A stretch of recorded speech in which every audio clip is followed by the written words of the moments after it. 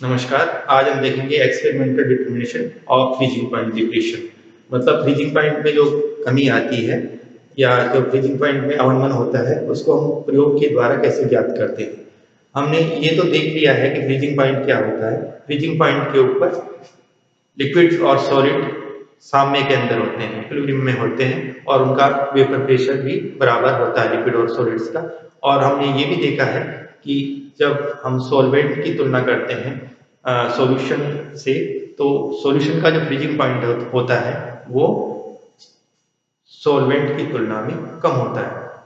तो freezing point में कमी आती है जब हम किसी सॉल्वेंट के अंदर कोई नॉन वोलेटाइल सब्सटेंस मिक्स करते हैं, यानी उसका सॉल्यूशन बनाते हैं। तो आज हम देखते हैं कि हम किस तरीके से ये जो फ्रीजिंग पॉइंट के अंदर डिप्रेशन होता है उसको एक्सपेरिमेंटली डिटरमाइन कर सकते हैं।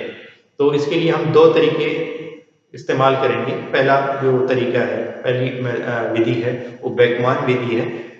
तो हम ये देखते हैं दूसरी राष्ट्र मेथड। पहले हम देखते हैं बेकमान विधि क्या है, बेकमान्स मेथड। तो बेकमान विधि में जो हम प्रयोग करते हैं वो इस तरह से करते हैं। देखिए इसके अंदर हमने एक ये इनर ट्यूब ली है। इस ट्यूब के अंदर हमने एक थर्मामीटर लगा रखा है और एक स्टीरर लगा रखा है। थर्मामीटर जनरली हम ऐसा लेते हैं जो बहुत कम टेम्परेचर में डिफरेंस हो उसको भी माप सके, यानी 0.01 डिग्री सेल्सियस को भी मापा जा सके। तो इसके लिए जनरली हम बेकमान थर्मामीटर काम में लेते हैं। और ये अंदर वाली ट्यूब है, उसके बाहर एक और ट्यूब लगी है। देखिए ये वाली ट्यूब, ये एयर जैकेट का काम करती है।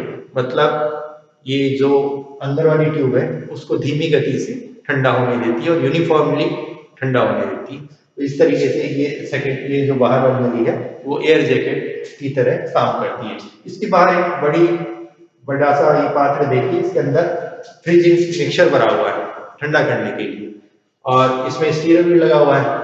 और फ्रीजिंग मिक्सचर हम इस तरह का लेते हैं जो ये जो सॉल्वेंट और सॉल्यूशन अंदर है उसके फ्रीजिंग पॉइंट से जिसका टेम्परेचर कम हो, कम से कम 5 डिग्री सेल्सियस उसका फ्रीजिंग मिक्सचर का टेम्परेचर कम हो, जो जिससे ये आराम से इसको ठंडा कर सके और ये फ्रीज हो सके।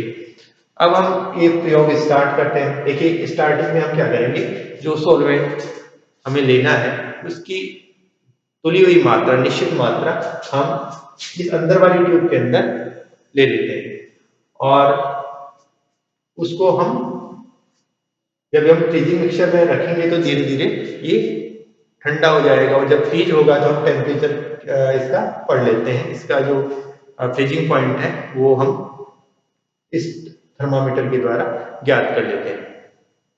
अब हम क्या करते हैं कि इसके अंदर कोई नॉन वोलेटाइल सब्सटेंस डालते हैं, विले डालते हैं।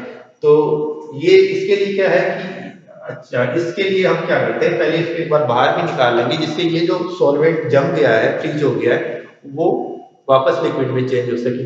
इसके लिए हम गर्म पानी में इसको रख सकते हैं या थोड़ी देर बाहर रखेंगे तो वैसे भी ये जो जम गया था सॉल्वेंट वो वापस लिक्विड के अंदर चेंज हो जाएगा।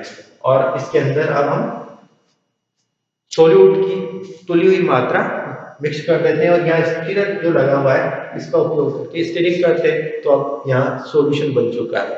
अब इस सॉल्यूशन को पहले की तरह अंदर इसके अंदर रख के, फ्रीजिंग मिक्सचर के अंदर रख के इसको ठंडा करते हैं। तो ये भी धीरे धीरे ठंडा होके फ्रीज जब होगा तो वो वाला टेम्परेचर हम बेकमान थर्मामीटर से ज्ञात कर लेते हैं। तो इस तरह से हमने पहला जो टेम्परेचर निकाला है वो सॉल्वेंट का फ्रीजिंग पॉइंट है और दूसरा जो टेम्परेचर ज्ञात किया है वो सॉल्यूशन का फ्रीजिंग पॉइंट है।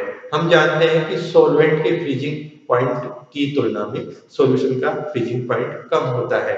तो ये जो डिफरेंस है वो हम ज्ञात कर लेते हैं। इस तरीके से हम जानते हैं कि ये जो डिफरेंस है ये डिप्रेशन ऑफ फ्रीजिंग पॉइंट यानी डेल्टा टीएफ के द्वारा हम प्रदर्शित करते हैं। तो डेल्टा टीएफ का मान हम इस तरीके से ज्ञात कर सकते हैं। इसके द्वारा हम जो सोल्यूट हमने काम में लिया है उसका मॉलिक्यूलर वेट भी निकाल सकते हैं। सोल्यूट का मॉलिक्यूलर वेट निकालने के लिए हम ये वाला फार्मूला काम में लेंगे जो हम पहले भी देख चुके हैं।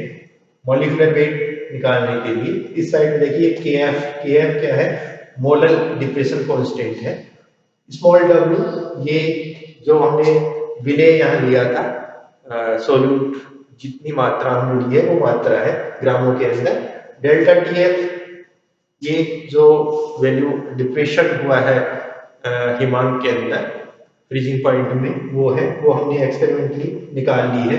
कैपिटल डब्ल्यू ये जो है विलायक का भार है, जो हमने शुरू के अंदर विलायक लिया था उसकी मात्रा जो निश्चित तुली हुई मात्रा थी वो हमें पता होती है, तो हम कैपिटल डब्ल्यू का मान रख सकते हैं। तो इस तरीके से हम सोल्यूट का मॉलिक्यूलर वेट ज्ञात कर लेते हैं। तो ये है पहली विधि जिसको हम कहते हैं बेकमान विधि। दूसरी विधि राष्ट्र विधि कहलाती है। देखिए राष्ट्र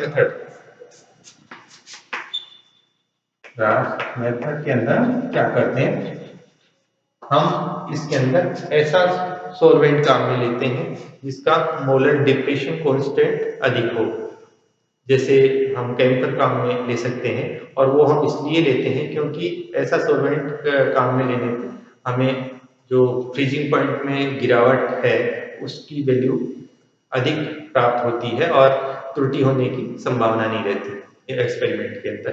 तो इसके अंदर हम क्या करते हैं, एक बार जैसे हमने कैम्फर सॉल्वेंट के रूप में काम में लिया था, कैम्फर का हम मेल्टिंग पॉइंट ज्ञात कर लेते हैं। और इसके लिए हम कैपिलरी के अंदर कैम्फर को बारीक पीस के कैपिलरी ट्यूब के द्वारा हम मेल्टिंग पॉइंट निकाल सकते हैं। हम जानते हैं कैपिलरी ट्यूब का एक जो सिरा है वो हम बंद कर लेते हैं और दूसरे से हम कैम्फर को बारीक पीस के उसके अंदर भर लेते हैं। और अब हम फिल्स ट्यूब या मेल्टिंग पॉइंट एपरेटस से इसका मेल्टिंग पॉइंट ज्ञात कर सकते हैं। इसका मेल्टिंग पॉइंट हम निकाल लेते हैं। अब हम क्या करते हैं, ये जो हमने कैम्फर लिया है उसके अंदर कोई विलेय पदार्थ, कोई सब्सटेंस लेके उसके अंदर होमोजीनियस मिश्रण बना के और फिर उसमें से थोड़ी मात्रा कैपिलरी में लेंगे। तो पहले तो हम ऐसा जो विलेय लेते हैं जो सॉल्वेंट के अंदर विलेय होता हो, मिक्स होता हो, और उसको हम निश्चित मात्रा में तोल लेते हैं। एक तो हम सोल्यूट की मात्रा निश्चित और उसके अंदर सॉल्वेंट जितना सॉल्वेंट के रूप में जैसे हम केमिकल काम में ले रहे हैं तो केमिकल की निश्चित मात्रा और सॉल्यूट की निश्चित मात्रा ये लेकर इसका होमोजीनियस मिक्सचर बना लेते हैं। होमोजीनियस मिक्सचर बनाने के लिए हम ऐसा कर सकते हैं कि एक ट्यूब के अंदर हम दोनों डाल के उनको गर्म कर लें। तो गर्म करने पे क्या वो आपस में बिल्कुल मिक्स हो जाएंगे और मिक्स होने से अब वो होमोजीनियस मिक्सचर बन जाता है। उसको हम ठंडा करके और वापस जब ये ठंडा हो जाएगा, सॉलिड के रूप में आ जाएगा, तो उसमें उसको अच्छी तरह से पाउडर के रूप में पीस करके हम अब कैपिलरी में भर लेते हैं। और जैसे हमने पहले मेल्टिंग पॉइंट ज्ञात किया था वैसे ही हम अब इस बार इस मिक्सचर का मेल्टिंग पॉइंट ज्ञात कर लेते हैं, जो इसको हम सॉल्यूशन भी कह सकते हैं क्योंकि ये सोल्यूट अब उसके अंदर सॉल्वेंट के अंदर मिला हुआ है। तो इसका हम मेल्टिंग पॉइंट ज्ञात कर लेते हैं। दोनों का जो अंतर होगा वो डेल्टा टी एफ होगा, यानी फ्रीजिंग पॉइंट में कितना डिप्रेशन हुआ है वो होगा।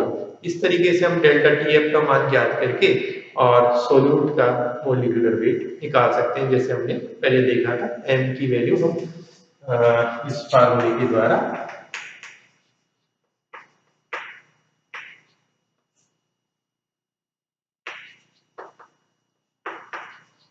ये जो फार्मूला हमने पहले भी यूज किया था इसके द्वारा हम सोल्यूट का मॉलिक्यूलर वेट निकाल सकते हैं। तो ये दो विधियां जो हमने आज देखी हैं ये है फ्रीजिंग पॉइंट ज्ञात एक्सपेरिमेंटली ज्ञात करने की विधि है।